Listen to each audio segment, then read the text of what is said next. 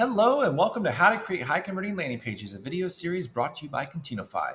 My name is Josh and I'm the founder at Contenofy, a fractional marketing operations brand that focuses exclusively within the HubSpot ecosystem and integrated marketplace. This video series is a total of 7 short videos that breaks down learning the basics of landing page design to increase your conversion rates and build your database of contacts. So let's start breaking down the best practices. In this last chapter of the series, you've designed great landing pages with an organized conversion point and an irresistible call to action. But how do you know if they are working? Let's jump in to learn how. Measuring the performance of your landing pages comes down to focusing on 5 outcomes. First, the conversion rate. Take the number of people who visited your landing page and divide it by the amount of people who filled out your conversion point. Ideally, you want to be shooting for 2 to 5%. The key way to increase this conversion rate is segmentation. Your ability to send the right trigger to the right person at the right time and then land on your landing page is going to increase your conversion rate. Next up, bounce rates. Nothing is more telling than a bounce rate or the idea of someone finding your landing page but then leaving. A high bounce rate means your segmented list is off. If you're running advertisements, your targeting is off. Or potentially your message matching is off and you're not meeting the expectations of the potential buyer. Thirdly, form abandonment rate. This rate takes into account someone who started to fill out your form but then never hit the submit button. There are a few things that affect this, but typically your form is too long or complex.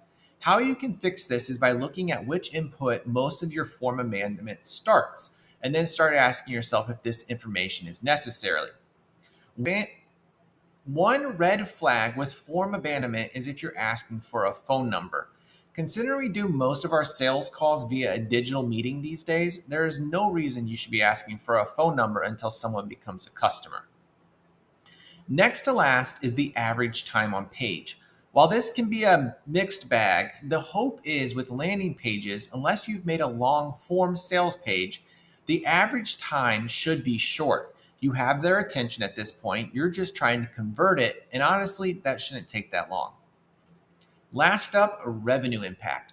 A good landing page should increase conversions, which in turn increases a contact's lead score, which should progress them to becoming a paying customer. Knowing which landing pages are generating the most revenue can help you bring more visibility to them. Now that you know the metrics, let's break down some of the few ways you can optimize your landing pages to increase your conversion rates.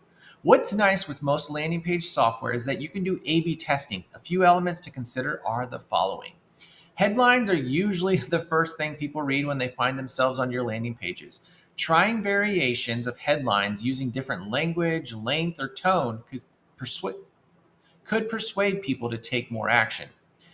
Your conversion point is up next. 3 things to experiment with are 1, where you place the form, above the fold or towards the bottom of the page. 2, the amount of inputs you're asking for. And 3, the text on your CTA. Try different word usage to see which resonates the best and then scale.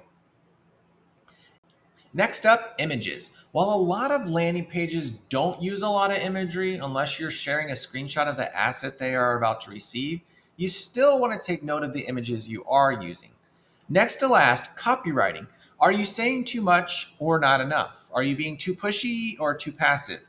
With landing pages, they shouldn't read like blogs.